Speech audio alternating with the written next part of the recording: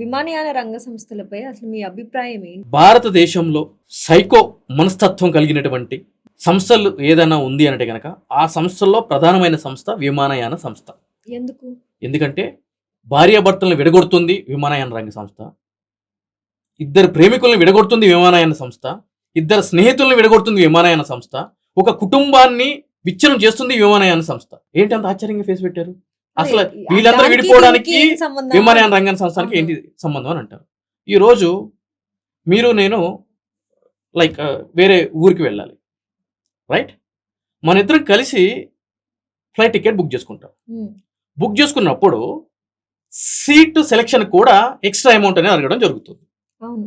Okay, మనకు అవసరం లేదు అని చెప్పని మాకు రెగ్యులర్ మీ ఏది ఇస్తారో ఆ సీట్ ఇవ్వండి అని చెప్పని మనం ఆ సీట్ సెలక్షన్కి లేకోకుండా కంటిన్యూ అయ్యి మనము టికెట్ బుక్ అనేది చేస్తాము.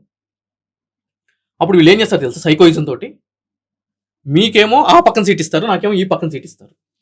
ఉహుం, మన ఇద్దరు పిఎన్ఆర్ ఒకటే ఉంటుంది, ఓకే. రైట్? ఒకసారి టికెట్ బుక్ చేసినప్పుడు నలుగురు బుక్ చేసినా, ఐదుగురు బుక్ చేసినా కూడా పిఎన్ఆర్ సేమ్ పిఎన్ఆర్ ఉంటుంది. అవును. దే నోస్ వెరీ వెల్ మన ఇద్దరం కలిసి వెళ్తున్నాం అని చెప్పని. కావాలని చెప్పి వాళ్ళ సీట్ సెలక్షన్కి మనం మనీ ఇవ్వలేదని చెప్పని సైకోయిజం తోటి మిమ్మల్ని ఒక దగ్గర పెడతారు, నన్ను ఒక దగ్గర పెడతారు. ఉహుం, భార్య భర్తలు వెళ్తే భార్య ఎవడో పక్కడి దగ్గర సీటు పడుతుంది, ఈ భర్తకేమో ఒక దగ్గర పడుతుంది. అవును.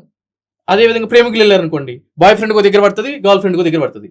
కుటుంబంలో ఒక నలుగురు పిల్లలతో వెళ్ళారనుకోండి, ఒక కొడుకేమో ఆడేవాడు పక్కన కూర్చుంటాడు, కూతురేమో ఈడేవాడు పక్కన కూర్చుంటుంది, వైఫ్ ఏమో ఒక పక్కన కూర్చుంటుంది. ఏంటి ఈ దౌర్భాగ్యం? ఏంటి నాన్ సెన్స్? ఉమ్, ఏం జరుగుతుంది విమానయాన రంగ సంస్థలో? ఎట్లా దోషేస్తారు?